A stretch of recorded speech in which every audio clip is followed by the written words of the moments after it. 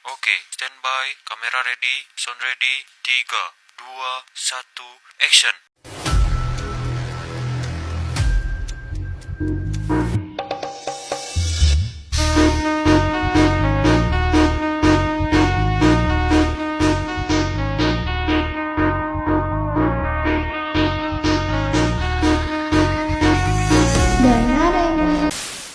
Assalamualaikum warahmatullahi wabarakatuh. Kami dari kelompok 8 akan menjelaskan mengenai bab 4, yaitu penyesuaian pembukuan. Yang pertama, pengertian, yaitu pencatatan tambahan pada akhir periode agar saldo akun sesuai dengan keadaan yang sebenarnya. Ia memiliki tujuan, yaitu menyajikan laporan keuangan yang wajar. Yang kedua, yaitu mencocokkan antara pendapatan dan beban dalam periode yang sama. Yang ketiga, yaitu mencatat dan mengoreksi transaksi akun yang memerlukan penyesuaian. Selanjutnya yaitu adalah konsep dan prinsip. Jadi konsep dan prinsip ini terbagi menjadi 4, yaitu konsep akuntansi akrual, yang kedua ada periode akuntansi, yang ketiga ada prinsip pendapatan, dan yang keempat ada prinsip penandingan. Nah, yang pertama itu ada konsep akuntansi akrual. Akuntansi akrual ini yaitu metode catatan akuntansi yang mengakui pendapatan dan beban pada saat transaksi terjadi, bukan pada saat uang kas diterima atau dibayarkan. Oke.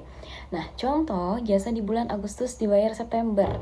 Jadi pencatatan akuntansi akrualnya adalah jasa Agustus yang dibayar di bulan September. Ini pencatatannya pada saat transaksinya terjadi.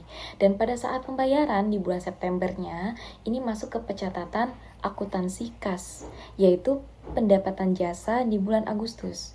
Ini pencatatan pada saat penerimaan pendapatan dari jasa di bulan Agustus tadinya. Nah, jadi singkatnya, akuntansi akrual ini berfokus pada kapan suatu aktivitas ini bisa terjadi, bukan kapan uang berpindah tangan. Nah, yang kedua ini ada periode akuntansi. Nah, periode akuntansi ini adalah rentang waktu tertentu yang digunakan perusahaan untuk menyusun laporan keuangannya.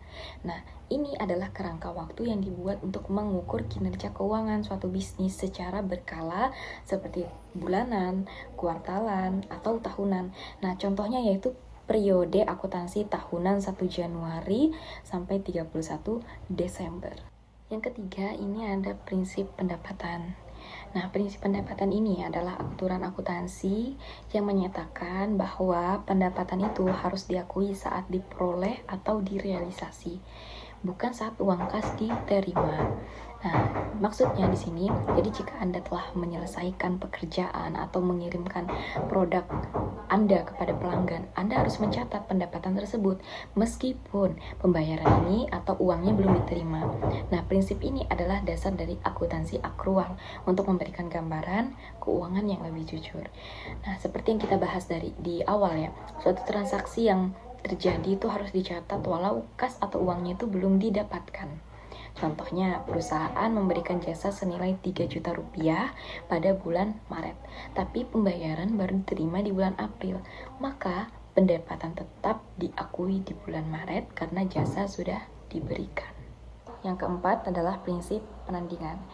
Prinsip penandingan adalah konsep yang mengharuskan perusahaan untuk mencatat beban pada periode yang sama dengan pendapatan yang dihasilkan dari beban tersebut. Nah, coba kita bayangkan sama-sama contoh ini ya. Jadi ada sebuah perusahaan furnitur yang menjual 100 meja dengan harga 1 juta rupiah per mejanya pada bulan Juli 2025. Nah, perusahaan tersebut mengeluarkan biaya untuk memproduksi meja-meja. Yang pertama ada biaya bahan baku, itu sebesar Rp300.000 per mejanya. Terus ada biaya tenaga kerja, itu sebesar Rp150.000 per mejanya. Cara penerapan prinsip penandingannya yaitu untuk pendapatan, perusahaan akan mencatat pendapatan yaitu 100 meja dikali harga jual per meja. Yang tadi yang 1 juta rupiah. Jadi total pendapatannya 100 juta rupiah di bulan Juli saat meja tersebut terjual. Nah, yang kedua ada beban. Perusahaan akan mencatat biaya produksi sebagai beban pada bulan Juli. Nah, bukan saat biaya tersebut dibayarkan.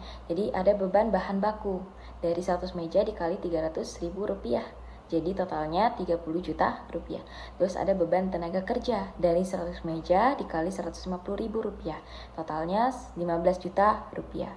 Nah, dengan menerapkan prinsip penandingan, laporan laba rugi bulan Juli akan mencerminkan laba kotor sebesar 55 juta rupiah, yaitu pendapatan 100 juta yang dikurangi dengan 45 juta rupiah tadi. Hal ini memberikan gambaran yang jelas bahwa beban yang dikeluarkan di periode tersebut memang menghasilkan pendapatan yang dicatat di periode yang sama. Nah, di sini bisa kita lihat ada contoh jurnal penyesuaian dari PT Adijaya per tanggal 31 Desember 2024. Nah, pertama di sini kan ada sewa dibayar di muka. Contoh sederhananya tuh kayak kita udah bayar sewanya selama setahun. Nah, baru dipakai 5 bulan. Jadi bagian yang dipakai itu harus jadi beban sewa. Sisanya ya tetap jadi aset. Hitungannya tuh gimana? Ya, jadi 24 juta dibagi 12 bulan sama dengan 2 juta per bulannya. Lalu dikalikan 5 bulan sama dengan 10 juta. Nah, cara menjurnalnya itu beban sewa dimasukkan ke dalam debit senilai 10 juta. Lalu sewa dibayar di mukanya dimasukkan ke dalam kredit senilai 10 juta juga. Nah, jadi kan balance hitungannya.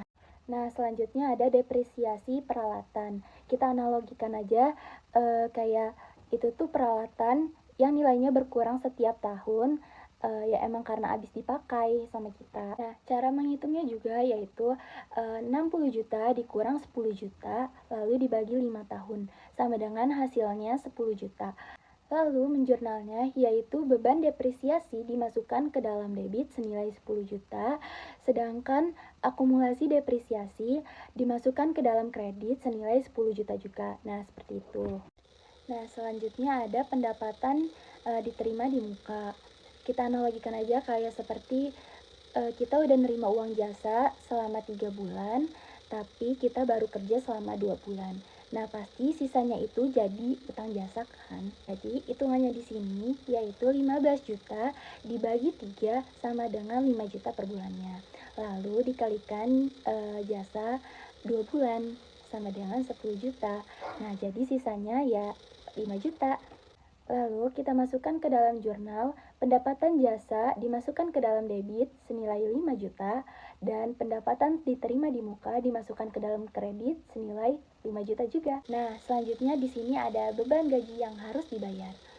Kita analogikan aja seperti karyawan yang sudah bekerja sampai tanggal 31 Desember tetapi belum dibayar, jadi harus dibayar sebagai utang gaji, seperti itu. Nah, cara hitungannya di sini yaitu 10 juta dibagi 30 hari, mendapatkan total 333,33.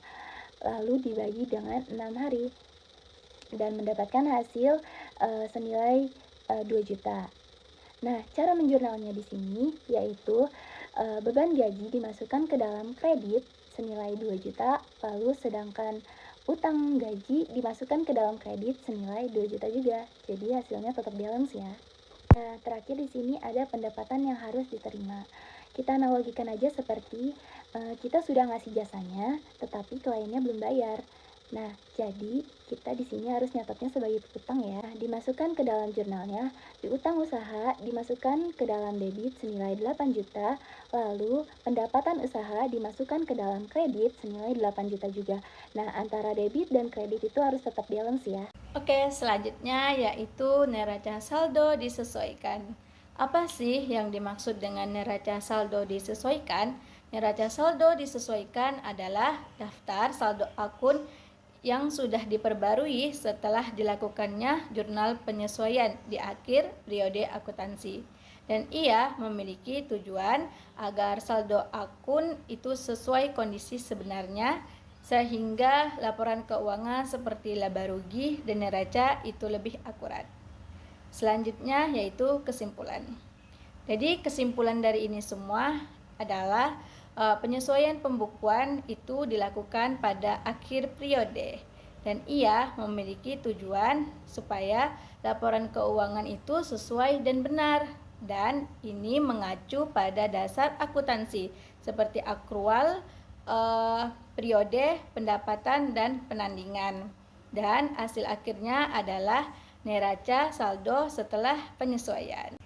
Mungkin ini saja yang dapat kami sampaikan, kurang lebihnya mohon maaf. Biru laut seperti kolam, ikan paus pandai menyelam. Dari lubuk hati yang paling dalam, kami tutup dengan salam. Wassalamualaikum warahmatullahi wabarakatuh.